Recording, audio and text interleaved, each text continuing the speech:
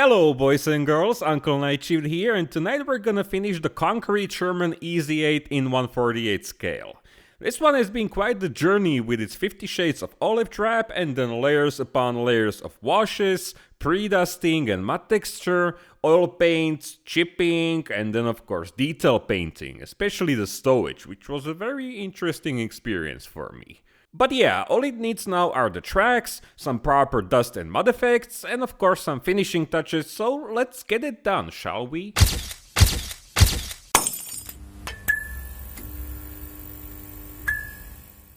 My friends, I think I once said that I should weather the lower hull of the model including the tracks as the first step of the mud application process. I'm not sure when I said it, it might have been the Tiger. It's not very important, but the idea is quite solid, so let's do exactly that and start with the tracks. The first paint is gonna be quite disappointing because it's gonna be Tamiya X11 Chrome Silver, which is gonna take care of all the contact points. These get polished by the constant movement of the tank and will enhance them later, so this is just the base layer. If those were metal workable tracks, the job would be a lot easier because we could just sand the paint off, but with these plastic ones, it's all about brush application and patience. Next color is Walder's Aqualine Light Mud. I had to choose this very light tone because the usual dry earth that I keep using all the time would be too similar to the faded olive drab color of the tank. Sometimes we have to plan a few steps ahead because if we went with the dry earth, everything would look beautiful until I would start applying it on the upper surfaces of the tank. The contrast between the base color of the vehicle and the dust would be barely noticeable, and the results would be very strange. And even though I slapped the light mud all over both tracks, I still had to make sure the contact points remained clean. So I used tap water to blend and carefully wipe it away. Next is Loose Ground Enamel Paint from Ammo and Pigment Texture from VMS. These two have easily become my favorite combination whenever I need to make a thick, gritty textured mud layer. What I learned back on the Tiger F13 is that this mixture is best applied not the usual way, like, just brushing it on and then blending it, but actually by stippling it with an older, stiff brush. This will add even more texture, which will remain there once the concoction dries. And I'm also not trying to cover all of the previous effects, so there are some nice jagged color transitions between the wet and dry mud. It also has a fairly long working time, so I could easily cover the entire track with it, and then I could switch to a smaller brush and again clean the polished parts with enamel thinner. Yeah, this time with enamel thinner. It was tap water with the Aqualine because that's acrylic, but this is enamel, yeah. And the results we're already achieving are pretty nice, but there are always a few ways to improve them. For example, I added diluted loose ground as a wash between each link. These are plastic tracks and the gaps are very shallow and don't cast shadows on their own, so we have to help them a little with a wash. If those were workable, be it plastic or metal tracks, this step wouldn't be necessary. I was also quite tempted to leave the inner polished surfaces in this faded silver color because it honestly looked quite interesting, but after test fitting them on the tank, not very cash money.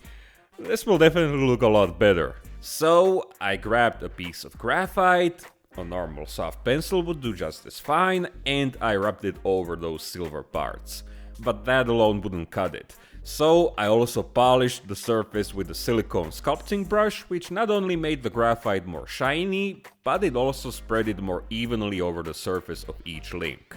And because polished metal surfaces on tracks are rarely totally clean, I blended some of that light Aqualine paint over them, and I also applied the loose ground as a wash between the links again. Now the tracks are done, but we can't glue them to the tank yet, because the running gear isn't weathered. This is just a layer of pre-dusting and textured earth, which we applied a couple weeks ago. So we're gonna weather it the same way as the tracks. First the light mud Aqualine paint, which I applied pretty much over everything. And yeah, now you might be asking why am I adding so much dry mud tones if the tank is gonna be mostly covered with fresh dark mud. And it's because I believe that mud effects look best if they're layered over each other, starting with the dry tone, which let's say represents an older layer of mud which had time to dry, or it's the same layer as the damp mud which will apply next but it already started drying. Each time I've seen a model representing a muddy tank and it was only weathered with a dark tone, so let's say, imagine a clean tank with the sloppy mud apply over it. It just never looked convincing or natural or just plain aesthetically pleasing to me as a viewer. Now, of course, I'm not saying that something like that can't happen in real life. It totally can. And in fact, it definitely happens all the time, but I don't know, it just doesn't look right to me when when it's done on a model. Maybe, I don't know, maybe I'm just not good enough to pull it off on a model, or I don't know. But another thing, you might be asking, why did I apply the mud only around the road wheels and not in their centers? The hubs or whatever they're called. Well, this is because I found some photos of the Fury tank from some tank festival or something, and I'm actually replicating the mud from those pictures. And its wheels were muddy exactly like this. I'm sure it's because of the wide protruding tracks and the recessed wheel hubs, which are essentially shielded from falling mud by their outer rims. And I think when we occasionally find an oddity like this, it's best to use its full potential, so the model we're working on will stand out from the other ones in our display case. So with the running gear done, we can now slide the tracks in place. I had to slightly force the sprocket teeth inside so everything will fit snugly, and like I said in the construction video, the disconnected section was fixed with a drop of super glue, and then I held both ends together with a pair of tweezers until the glue created a firm bond. Unfortunately, there was a tiny gap in the end, so the tracks didn't fit as easily as I anticipated, but I quickly hid it under a small amount of mud. That's the biggest deception a modeler can pull off. If something doesn't fit, doesn't matter if it's a tank, an airplane, a ship, a spaceship, or a Gundam, a little bit of strategically placed mud and tarp will again turn it into an award-winning model. No, I'm just kidding. Okay, my friends, lower hull, check. Now I can form a much better idea about weathering on the upper surfaces, so let's continue with those. The order of colors is gonna be exactly the same, so I started with light mud.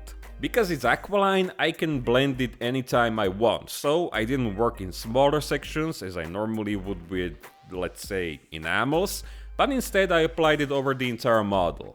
This was applied in form of randomly spaced streaks on sloped and vertical surfaces, and randomly shaped blobs over horizontal planes.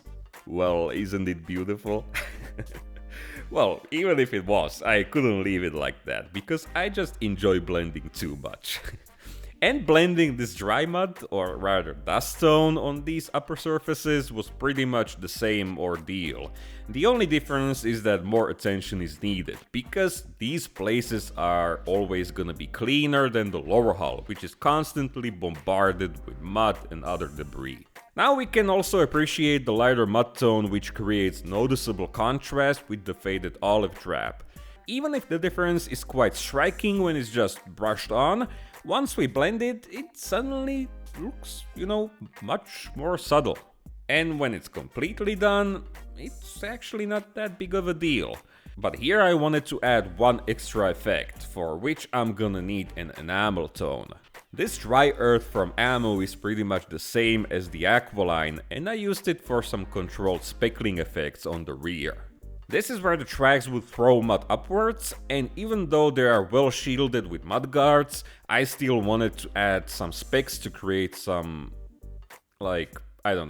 sort of visual storytelling or something.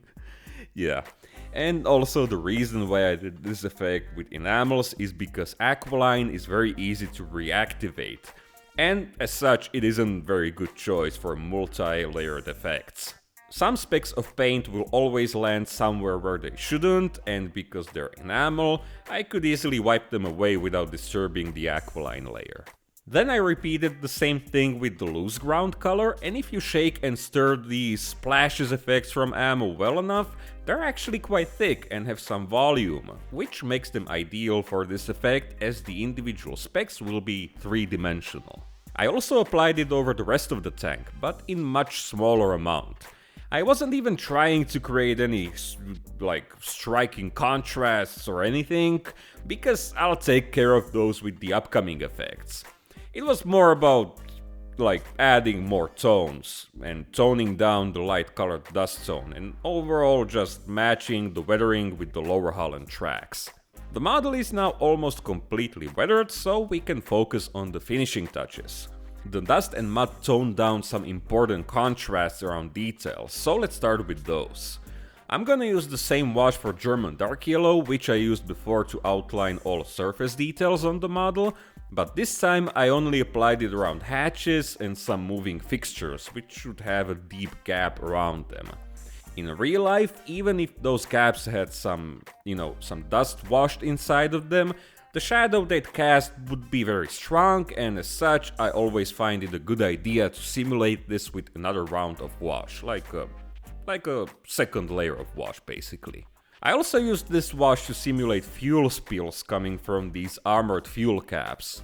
There's a drainage hole in each of them to prevent water and corrosion, but if the tanker was filling the fuel tank and spilled some gasoline, it would flow through there. This effect is quite often used on Sherman models, it's almost sort of like a cliche, and even though it wasn't an everyday thing in real life, we can totally find a few pictures with it. 2 weeks ago I talked about making the initial streaking effect with oil paints, which I did, and the dust tones toned it down slightly, and now this final layer is gonna create a more, layered effect. I keep repeating those words a lot, layer creating layered effect. I'm sorry, but I can't think of a better word. But, blending aside, I also added some speckling with diluted wash to make the effect more random and diffused. Overall, I think it doesn't look too bad. I also used a dark brown wash to simulate some grease, but this tank doesn't offer too many options on where to use it, so I ended up applying it only around the turret ring. There's also this one detail which I wanted to avoid because I don't have a good paint for it, and it's the end of the barrel which got polished by the constant recoil. I totally didn't think about it at first, but one of my patrons brought it up, and after looking through photos, yep, it's definitely there. So I ended up using the X11 Chrome Silver and I outlined it with the dark yellow wash, which will act as a grime buildup at the end of recoil. And I actually added this wash on the tracks, just like I did before with the loose ground between links, because I didn't find the contrast to be strong enough, and I think visually separating them like this was in the end a very good choice. Okay, we're almost at the end. Let's now take these bottles and mix a satin, semi-transparent wet mud / murky water mixture. We used loose ground before, so it's an obvious choice. The dark wash will make it darker, and wet effects will give it that satin and translucent quality.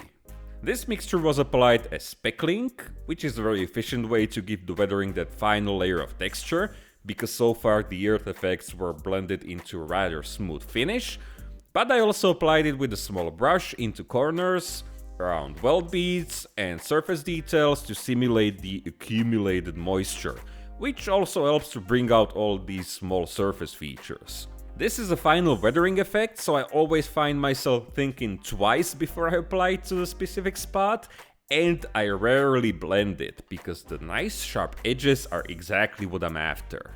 The weathering is now complete, and apart from the antenna, there's one final effect to add, and that's polished metal using graphite.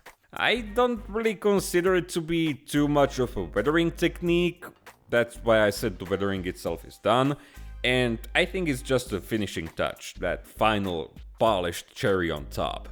We can apply the graphite pretty much over any edge that's been, worn down to metal, and also over any large chips, which will give them a very nice, authentic look, because suddenly they'll be sporting a dark grey dull steel tone, a faint rust tone, and a polished metallic sheen.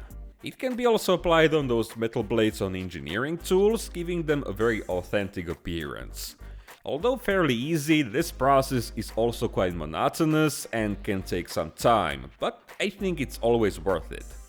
Well, I didn't actually apply it on the T90 that I built before the Sherman, so I guess not always. It depends on how lazy you feel. But yeah, it's definitely a nice touch.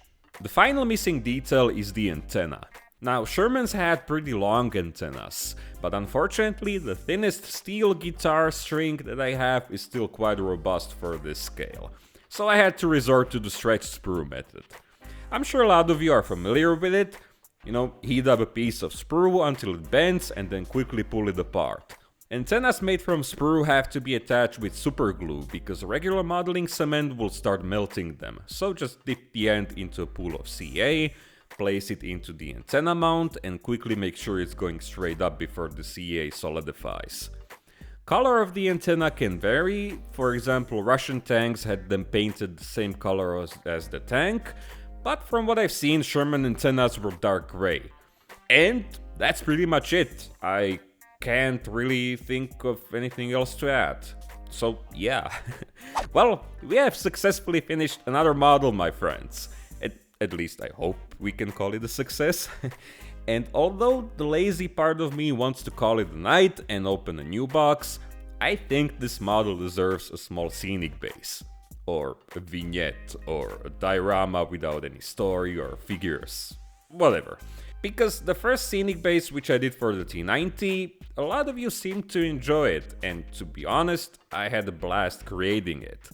It's a nice change of pace from the usual armor weathering techniques, and if you keep using the same methods like washes, chipping, pre-dusting, so on and so on, a piece of terrain and some nature is a very refreshing experience. So I think next week will be about creating some muddy country roads somewhere in Germany 1945. Until then, let me say a big thank you for watching the entire video, my friends. Also, big respect to my generous patrons who make this weekly show possible. And if you wanna see that scenic base video tonight, you actually can by becoming a patron. You'll be also able to see the next project, which I'm already working on as we speak. You'll be also getting a ton of updates from my workbench almost every single day. And you'll be also able to download these nice and very big photos just like you're seeing right now. It all starts at only $1 a month, all the way up to $10 a month, and you'll also help me more than one could imagine.